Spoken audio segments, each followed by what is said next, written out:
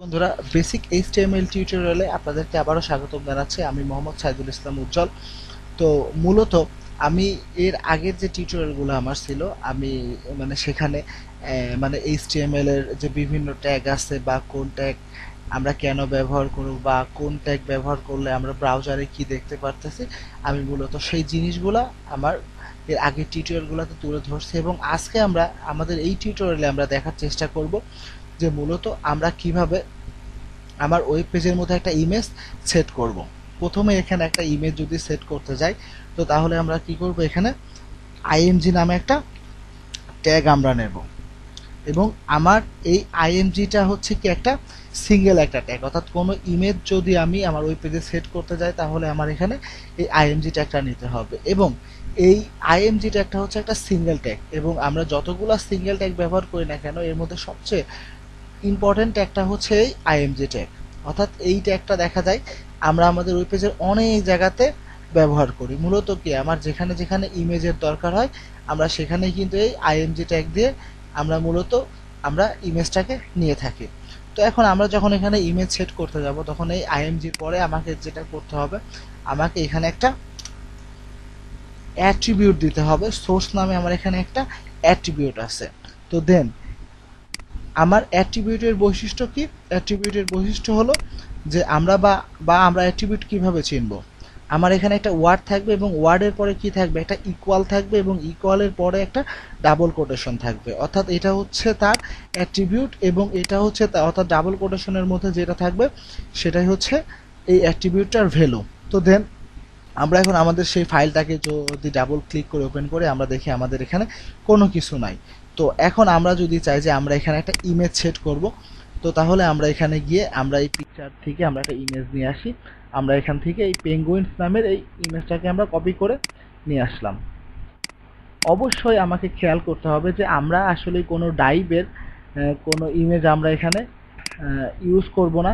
কেননা যে আমি যখন এই কাজটাকে আমি যখন একটা ড্রাইভ থেকে সরাসরি এখানে লিঙ্কটা দেব, তখন যেটা হবে যে আমি যখন ফাইলটা পেন ড্রাইভে করে অন্য একটা কম্পিউটারে নিয়ে যাব তখন কিন্তু আমি এটা দেখতে পারবো না। বা যখন আমি এটাকে লাইভ করার চেষ্টা করব তখন কিন্তু কি হবে, এটা কিন্তু আমরা ইমেজটা কিন্তু মিস করবে। তো দেন এই জন্য আমরা কি করব, যেখানে আমার এইচটিএমএল ফাইলটা আছে সেখানে আমি আমার ইমেজগুলো রাখার চেষ্টা করব। তো আমার এখানে এই ইন্ডেক্স ফাইলটা যেখানে আছে সেখানে আমার এই পেঙ্গুইনস নামের এই ইমেজটা আছে। তো আমি এখানে একটু রিনেম করে নেই।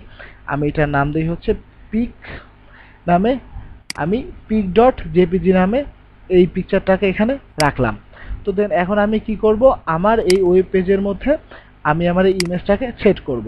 তো আমার এখানে সোর্সের মধ্যে গিয়ে আমরা কি করব, আমরা সেই ফাইলটা যেখানে আছে, অর্থাৎ আমি কোন ফাইলে কাজ করতেছি ইন্ডেক্স ডট এইচটিএমএল, এখন আমি যে ইমেজটা সেট করব সেটা কোথায় আছে, সেটা কিন্তু সেই একই ফোল্ডারের মধ্যে আছে। তো দেন তাহলে আমরা যখন এরকম এইচটিএমএল ফাইল এবং এই ইমেজ ফাইলটা যখন একই ফোল্ডারের মধ্যে থাকবে, দেন তখন আমরা যেভাবে লিঙ্ক করব সেটা হচ্ছে কি, আমরা এখানে ডাইরেক্ট গিয়ে সেই ফাইলটার নামটা লিখে দেব। অবশ্যই আমাকে এক্সটেনশনটা দিয়ে দিতে হবে। যখন আমরা এরকম সোর্সের মধ্যে সেই ফাইলটার নামটা দিয়ে দিলাম,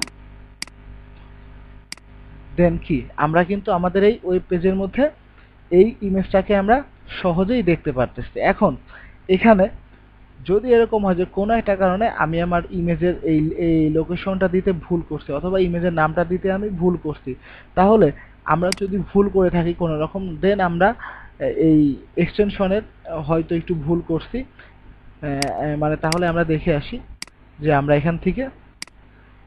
এখানে একটা আইকন দেখতে পাচ্ছি কিন্তু এখানে আমরা কোনো ইমেজ নাই। অর্থাৎ আমরা যখন এরকম কোনো একটা আইকন দেখতে পারবো, দেন তখন আমরা বুঝবো যে এখানে আমার একটা ইমেজ ছিল কিন্তু ইমেজটা আমার মিস করছে। তো তাহলে আমরা চাচ্ছি যে হ্যাঁ, আমরা যখন একটা ওয়েবসাইট অনেক বড় হবে, অনেকগুলা পেজে থাকবে, সেখানে অনেকগুলা ইমেজ থাকবে, তখন আমরা কিন্তু এরকম একটা আইকন দেখে কিন্তু বুঝবো না যে আমার এখানে কোন ইমেজটা ছিল। তো এই জন্য কি, যদি ইমেজ না পাই তাহলে আমরা এখানে অল্টারনেটিভ নামে আমার এখানে এএলটি নামে আরেকটা অ্যাট্রিবিউট আছে এবং এখানে আমরা এখানে যেটা লিখে দেব সেটাই কিন্তু শো করবে যদি ইমেজ না পাই। তো তাহলে আমরা মূলত ইমেজের যে নামটা আমরা মূলত সেই নামটা এখানে লিখে দেব। এখানে আমার এক্সটেনশন দেওয়ার দরকার নাই, জাস্ট আমার বোঝার জন্য। দেন এবার কিন্তু কি হচ্ছে, ইমেজটা কিন্তু পাচ্ছে না, কিন্তু এখানে কি চলে আসছে, পিক চলে আসছে। অর্থাৎ এবার কিন্তু আমি বুঝবো যে এখানে আমার এই পিক নামের এই ইমেজটা ছিল। দেন আমি সহজে এটা খুঁজে বের করতে পারবো যে আমার এখানে কোন ইমেজটা ছিল। দেন দেন এরকম যদি হয় যে আমার ইমেজটা সে পাচ্ছে বা আমি কোনো ভুল করি নাই, দেন তাহলে কিন্তু কি করবে, এই যে এই পিক লেখাটা কিন্তু আমার কোনো জায়গাতে আর শো করতেছে না। অর্থাৎ ইমেজটা যদি না পাই তাহলে আমার এখানে সেই লেখাটা শো করবে। অর্থাৎ আমরা আবার একটু দেখে আসি, আমরা হয়তো এটা ভুল করছি। এবার আমরা দেখতেছি, আমরা এখানে পিক লেখাটা দেখতেছি, আমরা এখানে যেটা লিখে দিতাম সেটাই কিন্তু এখানে শো করতো। আমরা এখানে যদি সিআইটি লিখে দিতাম দেন তাহলে কি হইতো, সেখানে এই সিআইটি লেখাটাই শো করতো। তো শিক্ষার্থী বন্ধুরা, আমরা কিন্তু মানে মনে হয় খুব সহজেই এই বুঝতে পারছি যে আমরা আসলেই যে ইমেজটাকে কিভাবে সেট করব। কিন্তু এখন আমরা এখানে যদি ইমেজটা একটা ফোল্ডারের মধ্যে থাকতো, কারণ আমরা যখন কাজ করব, যখন রিয়েল প্রজেক্টের কাজ করব, দেন তখন আমরা অবশ্যই এই ইমেজগুলাকে নির্দিষ্ট একটা ফোল্ডারের মধ্যে আমরা রেখে দেব। তো দেন আমরা যদি এরকম করতাম যে এখানে আমরা আরেকটা ফোল্ডার করলাম, অবশ্যই আমরা এই ফোল্ডারের নাম কি দেব, ইমেজেস। ইমেজেস নামের আমরা একটা ফোল্ডার দিয়ে দেবো। অর্থাৎ আমরা যে কোডগুলা করার চেষ্টা করব, সবসময় চেষ্টা করব সেটা একটা স্ট্যান্ডার্ড ওয়েতে করার। তো তাহলে আমরা এখানে আবার পিকচারের মধ্যে গিয়ে আমরা আরেকটা পিকচার নিয়ে আসি। আমরা এখানে জেলিফিশটা নিয়ে আসি। আমরা এখানে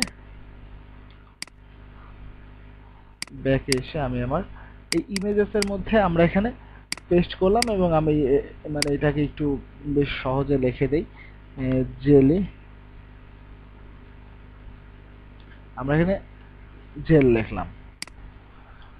তো দেন এবার যখন আমরা এই ইমেজটাকে সেট করব, সেক্ষেত্রে বন্ধুরা আমরা খেয়াল করি যে আমার এখানে এইচটিএমএল ফাইলটা এটা, এবং ওই ইমেজটা পাওয়ার জন্য আমাকে কি একটা ইমেজের মধ্যে এই একটা ইমেজেস নামে একটা ফোল্ডারকে ওভারটেক করে আমাকে সেই ফাইলটার কাছে যাইতে হচ্ছে। তো তাহলে আমরা যখন এখানে লিঙ্কটা করব তখন কি করব, অবশ্যই সেইটা দেওয়ার জন্য আমাকে কি করতে হবে, প্রথমেই সেই ফোল্ডারটার নামটা দিতে হবে ইমেজেস, এবং এরপরে আমরা লিখে দেব কি, জেল ডট কি, জেপিজি।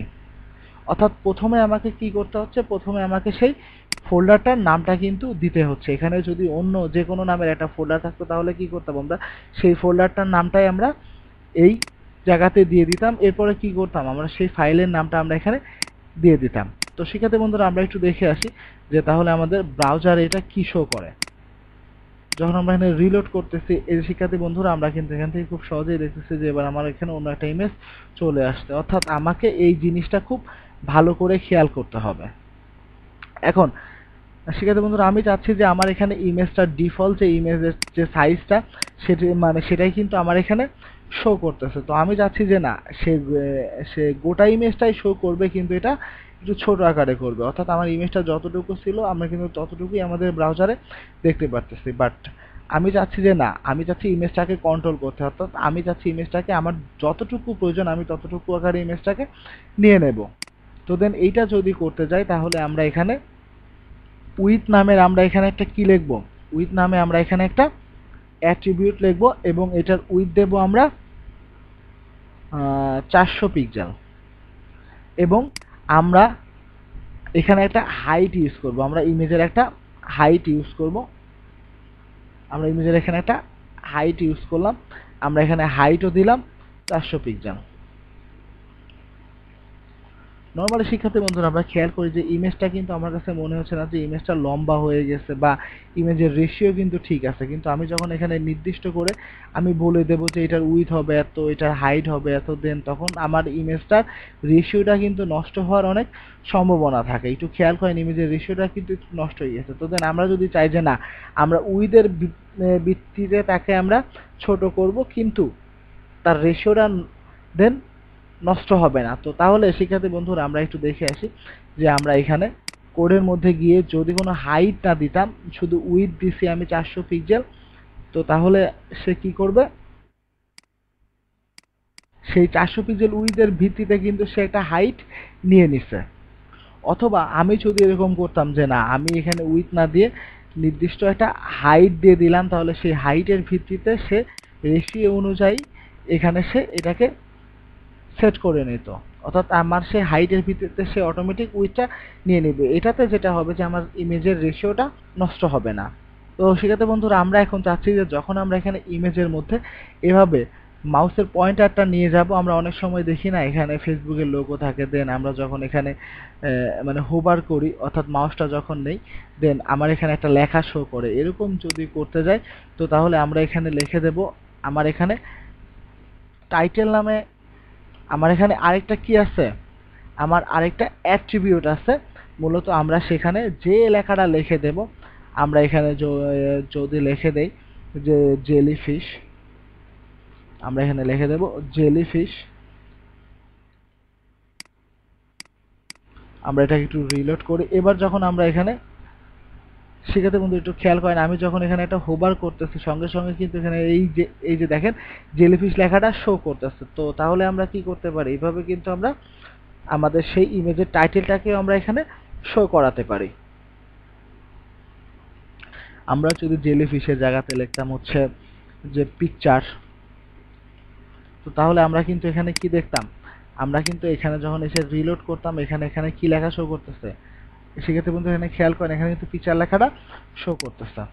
তো সেক্ষেত্রে বন্ধুরা আমরা খুব সহজেই মনে হয় বুঝতে পারছি যে ইমেজটা কিভাবে সেট করব, বা একটা ফোল্ডারের মধ্যে থাকলে কিভাবে সেট করব, বা হাইট উইথ আমরা কিভাবে ফিক্সড করে দেব।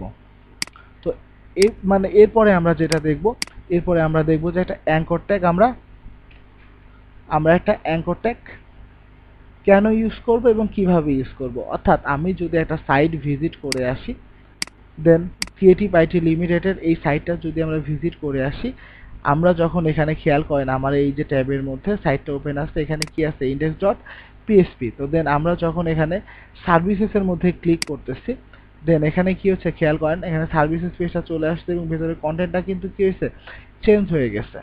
তো মানে অর্থাৎ সেই ট্যাবের মধ্যেই কিন্তু চেঞ্জ হচ্ছে, অর্থাৎ আমি কিন্তু একটা পেজ থেকে অন্যান্য পেজে কিন্তু আমি যাইতে পারতেছি, অন্যান্য পেজে কিন্তু আমি চলে আসতে পারতেছি। তো আমরা যদি চাই এরকম একটা লিঙ্ক করতে, অথবা আমরা যদি চাই যে যখন আমরা এখানে এরকম ফেসবুকের মধ্যে যখন আমরা ক্লিক করতেছি তখন কি হচ্ছে আমাদের এখানে ফেসবুক কিন্তু পেজটা নিয়ে সে কিন্তু কি হচ্ছে ওপেন হয়ে যাচ্ছে, সে ওপেন হয়ে যাচ্ছে। তো দেন আমরা কি করব যে আমরা অনেক সময় দেখি না যে আমার একটা ওয়েবসাইটে বিভিন্ন আইকন আছে, আইকনের মধ্যে ক্লিক করলে আমাদের সেই সাইটে নিয়ে চলে আসে। তো সেক্ষেত্রে বন্ধুরা আমরা কিন্তু এই জিনিসটাই আজকে শিখবো যে কিভাবে আমরা এখানে একটা ইমেজ সেট করতে পারি। সরি আমরা আসলে এখানে কিভাবে একটা অ্যাঙ্কর ট্যাগ ব্যবহার করব, মানে আমরা সেটা একটু দেখে আসব। তো আমরা এখানে অ্যাঙ্কর নেওয়ার জন্য আমরা কি করব, এ নামে একটা ট্যাগ আছে সেটা আমরা ইউজ করব। এ দিয়ে মূলত আমরা অ্যাঙ্করকে বুঝি। এখন অ্যাঙ্করের মধ্যে আমরা এখানে লিখে দেব যে আমরা এখানে লিখে দেব টুইটার।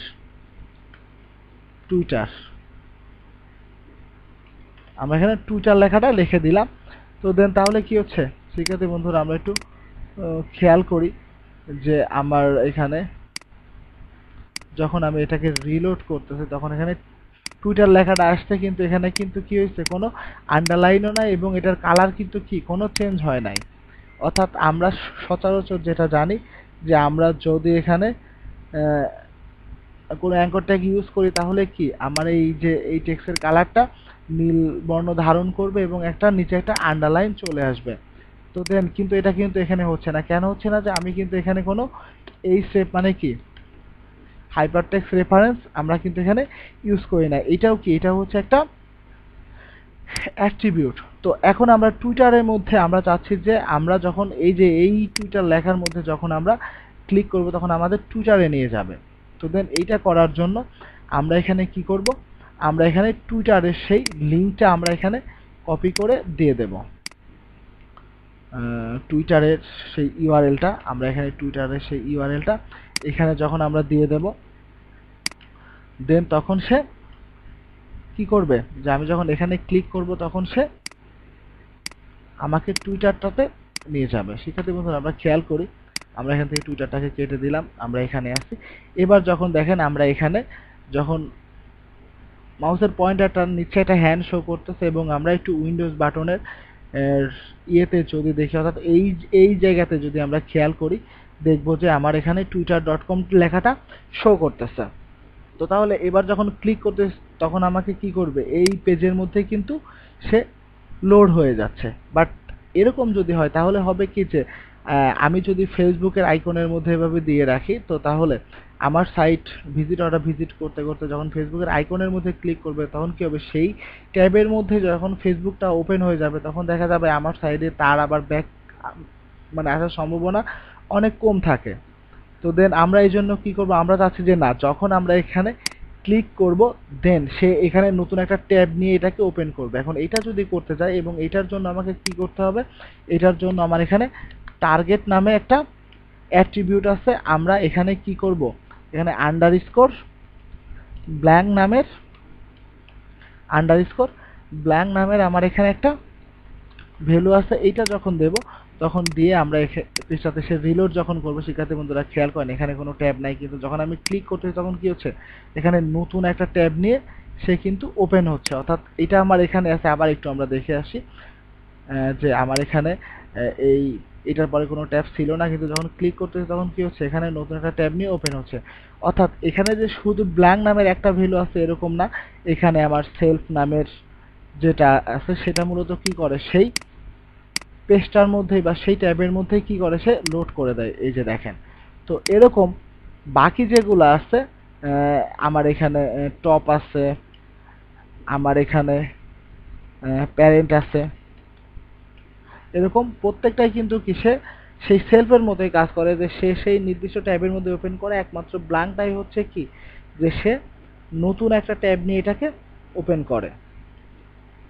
তো শিক্ষার্থী বন্ধুরা, এখন তো আমরা এতক্ষণ দেখলাম যে কিভাবে একটা লিঙ্কের সাথে আমরা এটাকে দিতে পারি, কিন্তু এখন আমরা দেখব যে আমরা কিভাবে নতুন একটা ফাইলের সঙ্গে, আমরা যখন একটা নতুন একটা ফাইলকে, অর্থাৎ পাশাপাশি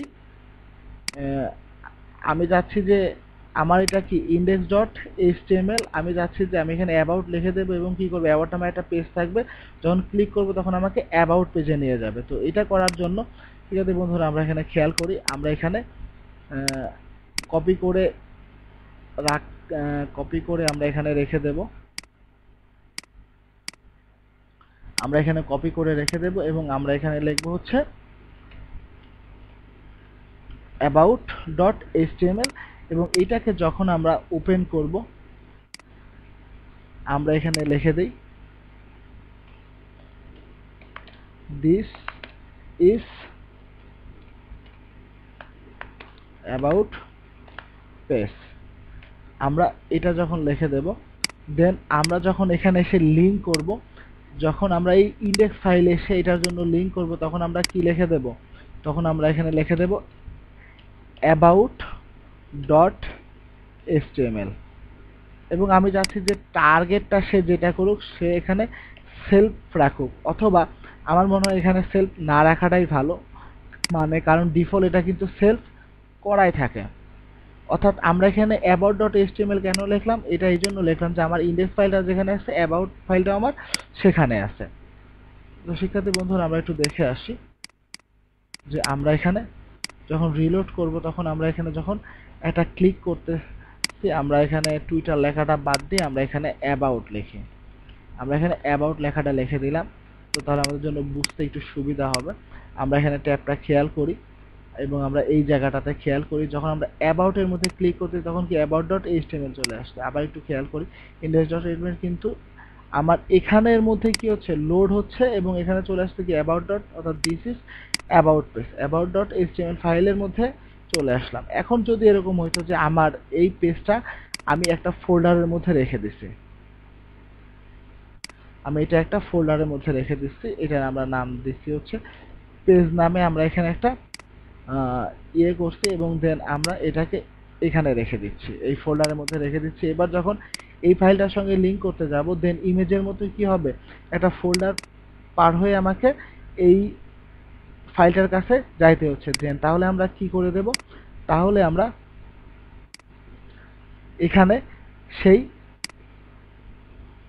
ফোল্ডারটার নামটা আমরা লিখে দেব, এবং এখানে ব্যাক একটা স্ল্যাশ দিয়ে দেব, ব্যাকে একটা স্ল্যাশ দিয়ে দেব।